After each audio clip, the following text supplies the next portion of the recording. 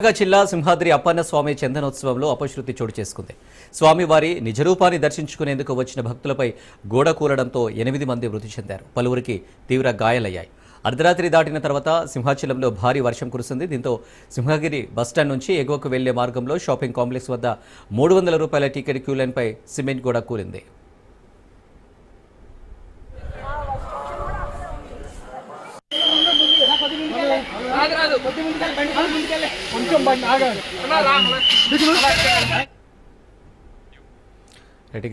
ఇదే అంశానికి సంబంధించి మరింత సమాచారం మా ప్రతినిధి సౌమ్య సింహాచలంలోని అప్పన్న ఆలయం దగ్గర నుండి అందిస్తారు. ప్రస్తుతం నేనైతే సింహాచలం కొండ మీద ఉన్నాను. సింహాచలం కొండ మీద చందనోత్సవంలో భాగంగా పెను విషాదం అయితే చోటు చేసుకుంది. ఈ విషాదంలో చూసుకున్నట్లయితే దాదాపు 8 మంది ప్రాణాలను కోల్పోయారు. అయితే ముఖ్యంగా ఈ సంఘటన అసలు ఎందుకు జరిగింది, ఎలా జరిగిందో ఒకసారి తెలుసుకునే ప్రయత్నం చేద్దాము. చూసుకున్నట్లయితే ఏవైతే 300 రూపాయల క్యూ లైన్స్ ఉన్నాయో ఈ క్యూ లైన్స్ లో ఏదైతే చందనోత్సవంలో భాగంగానే క్యూ లైన్స్ ని సపరేట్ చేయడానికి భక్తులకి ఎలాంటి ఆటంకాలు లేకుండా ఉండడం కోసం అని చెప్పి ఆ చందనోత్సవంలో భాగంగానే గోడనైతే నిర్మించడం జరిగింది. అయితే ఈ గోడ విషయానికి వచ్చినట్లయితే దాదాపు ఈ గోడ మనం చూసుకున్నట్లయితే ఈ గోడ నిర్మించే 15 రోజులు అవుతుంది అని చెప్తున్నారు. అయితే ఈ 15 రోజులు అయినప్పటికీ కూడా ఏదైతే అనుకోకుండా జరిగినటువంటి గోడ నిర్మించి 15 రోజులు అయిందంటున్నారు. అయితే ఈ నేపథ్యంలో చందనోత్సవంలో భారీ సంఖ్యలో భక్తులు కూడా ఇక్కడ చేరుకుంటారు. ముందు రోజు రాత్రి చాలా వరకు భక్తులందరూ కూడా క్యూ లైన్ లో వేచి చూసేటటువంటి పరిస్థితి మనకు కనిపిస్తుంది. అయితే ఏదైతే కాంక్రీట్ తో నిర్మించినటువంటి గోడలు ఉన్నాయో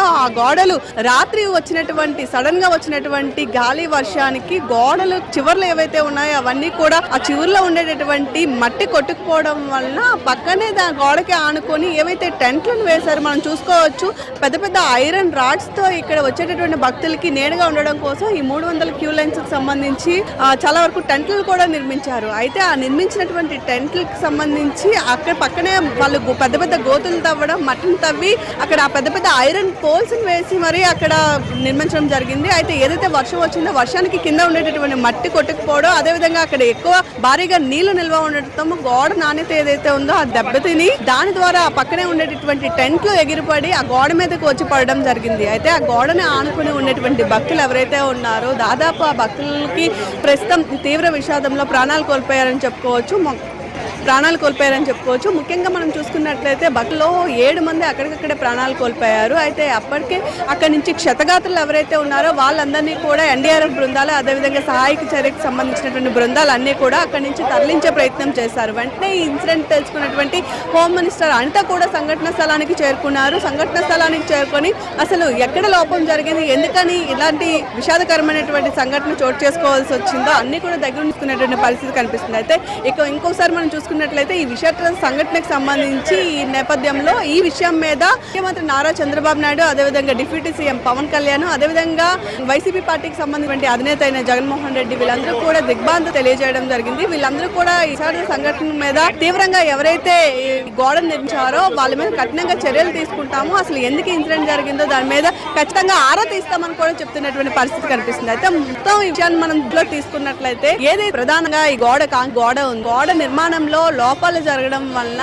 నాణ్యత తక్కువ ఉండేటటువంటి మెటీరియల్ తో గోడను నిర్మించడం వల్లనే ఇంత పెద్ద పెను ప్రమాదం జరిగింది అని చెప్తున్నారు. అయితే ముఖ్యంగా చందనోత్సవాలను తీసుకున్నట్లయితే మనం చందనోత్సవాల్లో చూసుకోవచ్చు దాదాపు 1,00,000కి పైగా భక్తులు ప్రతి ఏటా కూడా ఈ చందనోత్సవాల్లో ఈ సింహాద్రి అప్పన్నాన్ని దర్శించుకోవడం కోసం సింహాచలం కొండ మీదకైతే వస్తారు. అయితే ఈ భక్తుల్లో చాలా వరకు ఈ సంవత్సరం కూడా యథావిధిగానే 1,00,000కి పైగా భక్తులు వస్తారని అంచనా వేశారు. వీళ్ళందరికీ తగ్గట్టుగానే ఏర్పాట్లను కూడా చేశాము అని చెప్తారు. అయితే ముఖ్యంగా ప్రతి ఏటా జనాభా ఎక్కువ రావడం, తగిన ఏర్పాట్లు లేకపోవడం, ఆలస్యం కావడంతో భక్తులందరూ కూడా రద్దీకి మించి రావడంతో ఇక్కడ కుమ్ములాట్లు కూడా జరిగే పరిస్థితి. అయితే ఈసారి ఎలాంటి ఆలస్యం లేకుండా ఉండడం కోసం అని చెప్పి ఎలాంటి జాప్యం చేయకుండా ఉండడానికి అన్ని చర్యలు తీసుకున్నామని ప్రభుత్వం ఇప్పటికే వెల్లడించి ఏదైతే విఐపి దర్శనాలు ఎక్కువగా ఇవ్వడం వల్ల ఆలస్యం జరుగుతుంది అంటున్నారో ఆ విఐపి దర్శనాలను కూడా ఇప్పటికే ఆపేసేటటువంటి పరిస్థితి కనిపిస్తుంది అంటున్నారు. అయితే ముఖ్యంగా ఈ ఇన్సిడెంట్ ఇన్సిడెంట్ జరిగిన తర్వాత కొండ మీద భక్తుల యొక్క రద్దీ ఎక్కువైపోయిందని చెప్పుకోవచ్చు. దూర దూర ప్రాంతాల నుంచి వచ్చిన భక్తులు అందరూ కూడా చాలా వరకు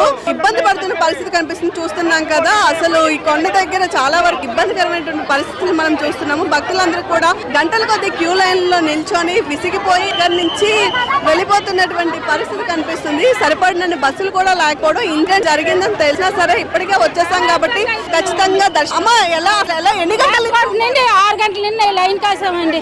6 గంటల నుండి ఇప్పటికీ దర్శనం దర్శనం అవ్వలేదమ్మా. ఈ రోజు కదా భక్తులందరూ కూడా ఏదైతే కొండ మీద ఇన్సిడెంట్ జరిగిందో, అయితే ఈ ఇన్సిడెంట్ వెలుగులో కొత్త ప్రజలు కూడా దర్శనం కోసం అని దాదాపు రోజు అర్ధరాత్రి వీళ్ళందరూ బయలుదేరి వస్తారు కాబట్టి చాలా వరకు బయలుదేరి వచ్చేస్తామని చెప్తున్నారు. అయితే ఈ ఇన్సిడెంట్ జరిగిన తర్వాత ఏవైతే అక్కడ చనిపోయినటువంటి మృతదేహాలు ఉన్నాయో వాటన్నిటిని కూడా కేజీహెచ్ హాస్పిటల్ కి అయితే తరలించారు. ముఖ్యంగా ఈ ఇన్సిడెంట్ లో అందరి చేత కన్నీరు పెట్టించేది ఏంటి అంటే, ఒకే కుటుంబానికి చెందినటువంటి 4 వ్యక్తులు ఒకే చోట ఆ గోడ కుప్పకూలి వాళ్ళ మీద పడడం వలన అక్కడే మృతి చెందడం జరిగింది. అంతేకాదు 8 మంది ప్రాణాలు కోల్పోతే చాలా క్షతగాత్రులు కూడా ప్రస్తుతం హాస్పిటల్లో, ఒకరిద్దరు క్షతగాత్రులు కూడా హాస్పిటల్లో ట్రీట్ ఉన్నారు అని చెప్తున్నారు. మొత్తానికి ఇన్సిడెంట్ మొత్తం మీద అసలు గోడను ఎవరు నిర్మించారు, ఆ కాంట్రాక్టర్ డీటెయిల్స్ అయితే మాత్రం ప్రస్తుతానికి బయటకు రాలేదని చెప్పుకోవచ్చు. ఏదేమైనా చాలా పవిత్రమైనటువంటి రోజు. అదేవిధంగా అప్పన్న స్వామికి సంబంధించి చందనోత్సవంలో నిజరూప దర్శనం, ఏదైతే చందనంతో కనిపించేటటువంటి నిజరూప దర్శనం కోసం భక్తులు చుట్టుపక్కల రాష్ట్రాల నుంచి కూడా తరలి వచ్చేటటువంటి పరిస్థితి కనిపిస్తుంది. అయితే ఇలాంటి సంఘటన ఎప్పుడు కూడా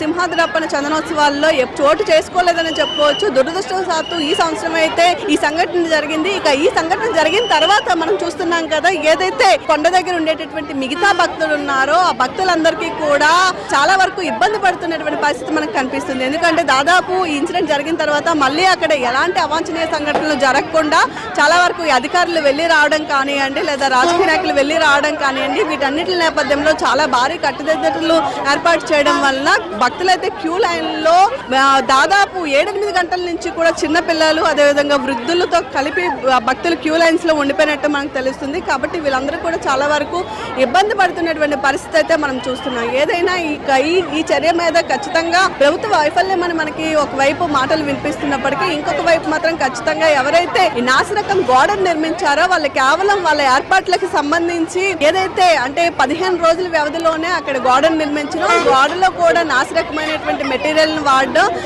కేవలం ధనాపేక్షతోనే ఇలాంటి చర్యలు తీసుకున్నారు. భక్తులు వస్తారు, కనీసం వాళ్ళ మీద కూడా ఎలాంటి ఆలోచన లేకుండా, ఎలాంటి చర్యలు లేకుండా ఇలా ఎలా చేస్తారో అనుకోవచ్చు. ముఖ్యంగా ఏదైతే పెద్ద గాలివాన వచ్చిందో ఆ గాలివాన కారణంగానే ఇదంతా కూడా జరుగుతుందని మాత్రం చెప్తూ వస్తున్నటువంటి పరిస్థితి కనిపిస్తుంది. ఏదేమైనా సింహాద్రి అప్పన్న దర్శనానికి వచ్చిన భక్తులు ఈ కొండ మీద మాత్రం చాలా వరకు ఉద్రిక్త వాతావరణం, ఉద్రిక్త పరిస్థితి అయితే మనకు ఉందని మాత్రం చెప్పుకోవచ్చు.